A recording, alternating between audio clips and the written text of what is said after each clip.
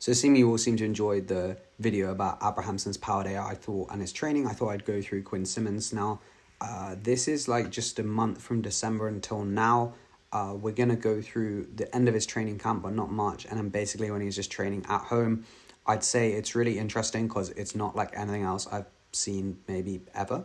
And yeah, we'll just go through it. So end of training camp, does some kind of TT efforts, maybe some lead outs. Then he did some efforts here, 15 minutes 440, and then a minute at 700 on, minute off. Threshold for Quinn Simmons, I reckon, is about 450, 440. LT1 I think is about 340 would be my prediction. Anyway, so has some time off, and then we kind of get into the main block. So what you'll see is every Saturday he does the group ride, the shootout.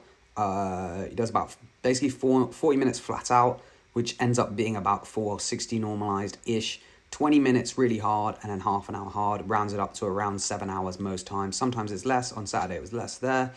7 hours, 6.5. So there was about 340, which is pretty tough. And then basically the only real other efforts, you'll see a couple different ones, but generally it's just low cadence effort. So I've got my nice color code here as well. So you can see like a cafe day or rest day is nothing. Endurance is green. Torque is orange, and then sort of threshold VO2 is red. So this is kind of trying to do the 3-zone model just to see like how they're generally structuring the training. So in general, 3 days on, 1 day off, often hardest day on the Tuesday, easier day, and then the easiest day. So yeah, like nothing too crazy. We can see maybe the progression on the torque, always have a warm-up, 20 minutes, 350 to 360. Starts off 4 times 10, 380 watts, 52 RPM. So that's 68 Newton meters. If you work of torque in Newton meters, you'll know what that means.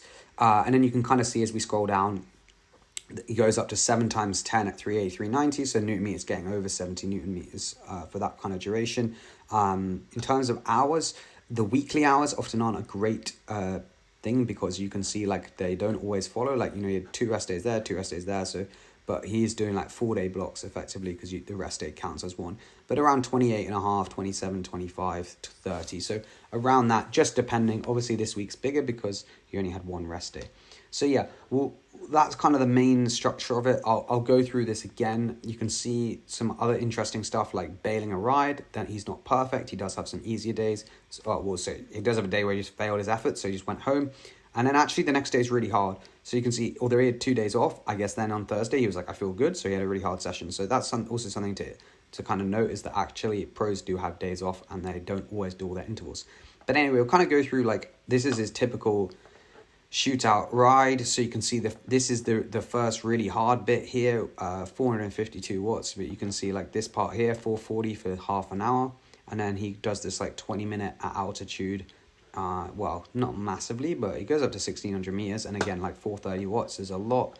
Then this is another like really fast part, 48k an hour, 370 normalized, and then a big sprint at the end. And then just rounds out the ride at like zone 2. 130, he rides pretty hard, 280 watts is not that easy. I mean, yeah, his LT1's 340, but it's not like super easy. But anyway, that's the typical ride. You can see 340 normalized for 6 hours 42 is quite significant. This again is a torque session, so you can see the nice warm-up here, 20 minutes, 360 watts, 80 RPM, so nothing crazy. So over LT1 would be my prediction, but not crazy over it. I mean, his LT1 could be 360. I don't know. I'm just guessing it's 340, but it might not be just because of a ride you'll see later. And again, you can see 372, 51 watts, 352 cadence, and then the last one was 392, 52. So there's some progression throughout the efforts. Again, like a middle one, it's going to be 385, 53. And then afterwards, he normally goes like up Mount Lemon for a bit and rides again 311 watts. So slightly harder than maybe he could do. So I think there is some... They're trying to get a benefit by doing that. It's not just torque, it is a bit of LT1 stuff as well. So that's interesting to see. This workout, I'd say, was maybe a 3 in 12. I don't know, but I don't think it was a 12, but it was definitely a 3. He did 630 watts for 3 minutes, which is pretty big. And yeah, like quite a punchy guy. And then you can see like he does 10 minutes, 405 watts here, but it's like this ramped thing. And then at the end, he does like 582 for a minute. So I don't really know what that is. There's no laps. So anyway, rest of the ride, 280 standard. That's like endurance ride is standard 280 watts. This is one of his first intense sessions. So again, this comes later on in the training calendar. This is VO2 pyramids. You've probably seen this before relatively a lot. Anyway, he does 5 times 3, Then he does 5 times 2, then he does 5 times 1. You can see he does a small warm-up, just a couple sprints to warm up the body. And yeah, these are all done about, well, it's better just to go on the lap page, but you can see they're all done about 5:30 to 5:20 for the 3 minutes with 3-minute rest, 2 minutes on, 2 minutes off, 530. The offs aren't that easy, 220 watts. I know like that's relatively easy compared to his LT1 and threshold, but still like 250 watts is not like full not pedaling. And then, yeah, half an hour, generally 40 minutes between the efforts. And then the 1 minutes have 2 minutes off as well. So they're actually like relatively fresh. And you can see the last one does 650 watts. Like his peak 1 minute is probably like 800 or something. So it's like a fair way off. But still, like, again, 3-hour session, 360 normalized. Like this is a business session for sure. But yeah, it's interesting to see, like, that's a lot of VO2, like a lot of time spent at VO2. And then this workout, again, is probably one of the hardest ones I've seen him do in terms of total kgs. So you can see 6,000 calories in 5 hours. Average power 340 watts. That's really hard. So you can see here, this is why I predict this is his LT1-ish, because there is some heart rate drift here.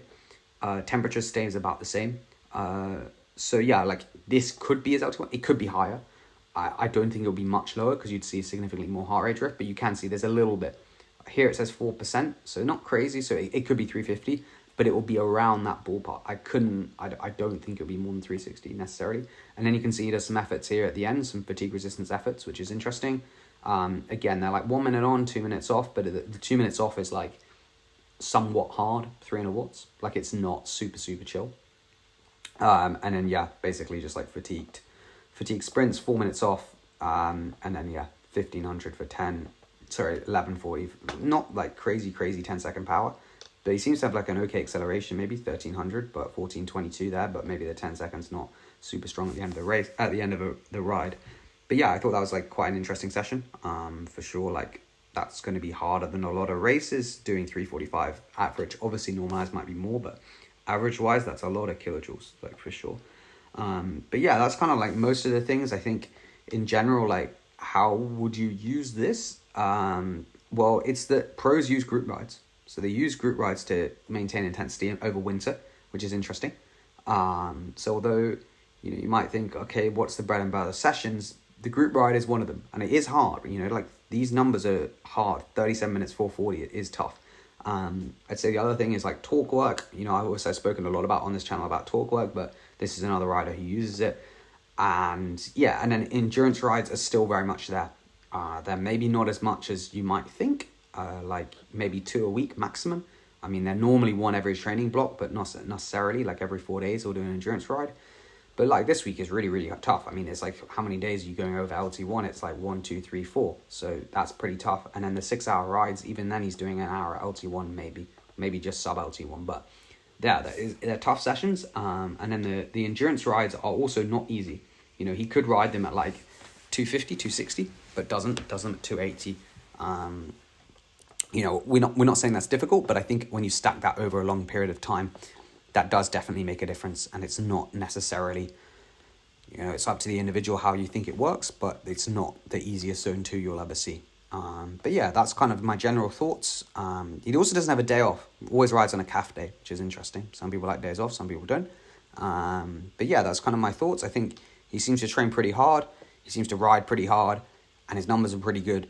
So it'll be interesting to see what he cracks out this year. I think it's pretty similar to most years. Like, he doesn't seem to change the training too much in winter. So yeah, anyway, cheers for watching. Hope you did enjoy this video, and I'll see you in the next one.